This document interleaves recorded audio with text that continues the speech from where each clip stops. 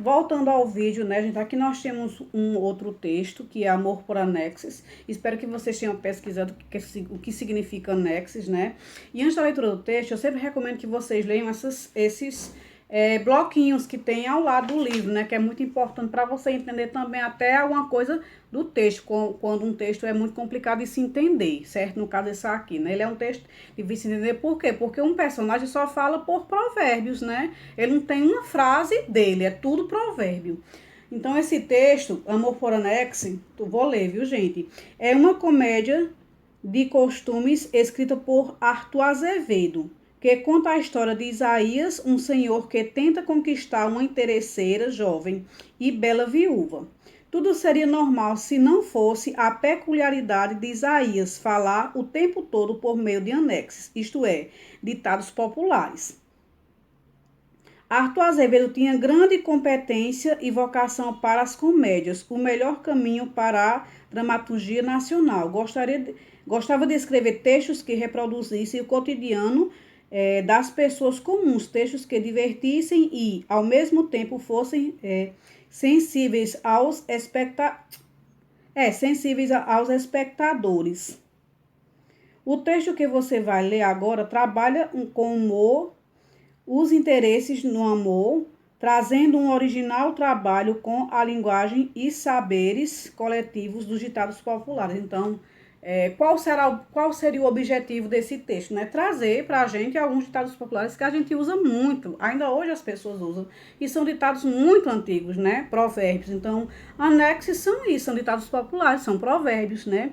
Então, aqui tem o senhor Isaías que quer conquistar, né, a personagem Inês. Só que ela não quer ele, né?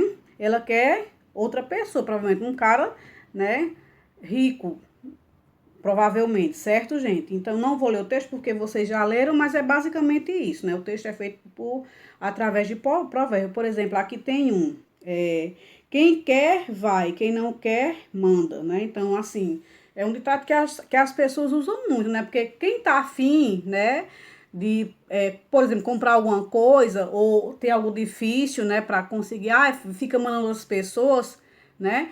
É porque não quer. Quem quer de verdade, que sabe que aquilo é difícil, vai atrás, né? Isso entre outros, né, gente? Aqui tem um pouco da biografia de Arthur, mais um pouco da vida de Arthur Azevedo, da biografia vocês podem ler. Vamos para as questões, né? Primeira questão. Tem o enunciado da primeira questão, eu vou logo para a letra A. Quem participa da história? No caso, são dois personagens, a resposta, né? Inês e Isaías. B. O que acontece na história? Resposta. Isaías quer se casar com Inês. No entanto, ela não quer realizar o matrimônio e rejeita o pretendente. C. O texto não deixa claro quando a história se passa ou é contada, mas podemos levantar hipóteses. Cite ao menos uma hipótese. Então, assim, ele não quer que você diga a data certa, né, de quando o texto foi criado. Mas se você ler algumas coisas, inclusive aqui no Aprenda Mais, que fala a idade, mais ou menos, do autor, né, que ele nasceu no dia 7 de julho de 1855. Então, a gente dá para ver que não é um texto atual, né, é um texto bem antigo. Aqui embaixo nós vemos os personagens, o vestimento, né, a vestimenta dos personagens, né, seu Isaías está de paletó, né, de chapéu, Aninha tá cheia de cachos, assim, nós vemos que como é que eu posso dizer, uma época não atual, né? Digamos o período da corte, né? Onde existia corte, né? A época ainda que provavelmente na época que o Brasil ainda era colônia, né? Então, qual seria a resposta? Podemos deduzir, a gente não vai, como é que a gente vai dizer data tal? Não, então podemos deduzir que a história se passa por volta do século XIX e início do século XX, época em que o autor viveu. Segunda questão.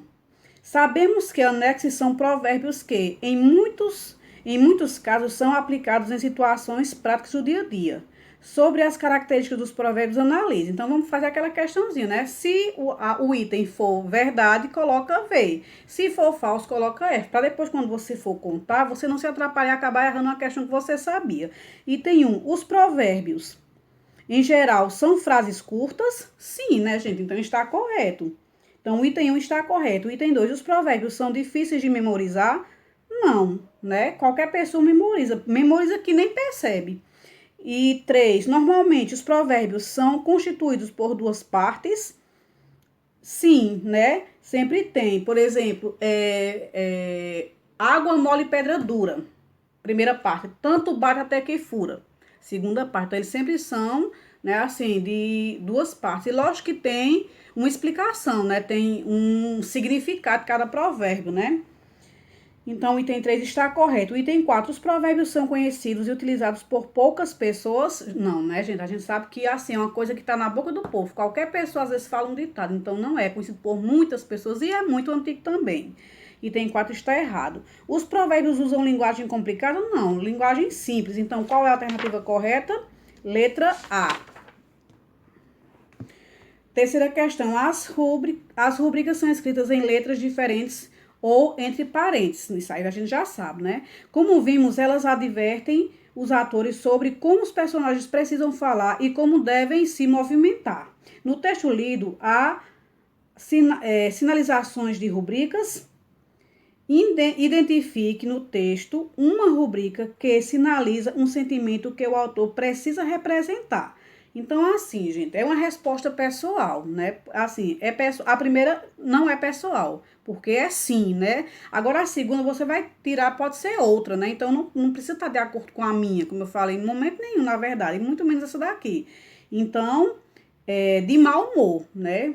De mau humor de quem? De mau humor de Inês, principalmente, né, gente? Quarta questão. Não vou ler o enunciado, vou direto para a letra A, da quarta questão. Os personagens de Isaías dialogam com Inês, em grande medida baseado em provérbios anexos. Em grande não, o tempo todo ele usa provérbio. Escreva 2 deles e seu significado. Gente, isso aqui eu vou olhar no livro de vocês, né? Porque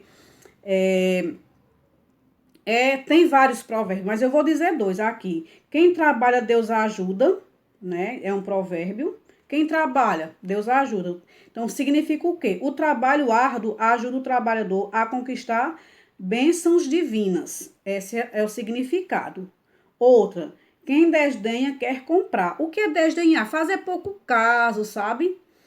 Significado, quem demonstra pouca consideração por algo ou alguém, na verdade, está fazendo o oposto do que demonstra, né? Porque, às vezes, essa é a resposta. Às vezes você, não sei o que, não sei o que, mas é porque você quer, né? Quem desenha quer comprar. Você fica colocando defeito porque, na verdade, você quer. Você não, assim, muitas pessoas, né?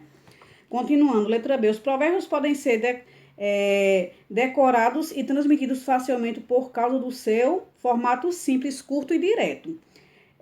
Falam sobre diversos assuntos e fazem parte da cultura da humanidade. Encontramos provérbios para praticamente todas as situações da vida, mas muitas vezes eles são confundidos com maxes e adágios. Pesquise o que são esses ditos e escreva o que significam. Gente, olha, tem provérbio na Bíblia, tem provérbio chinês, né?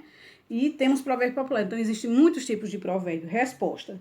Maxis é todo axioma, princípio, geralmente admitido em qualquer arte ou ciência.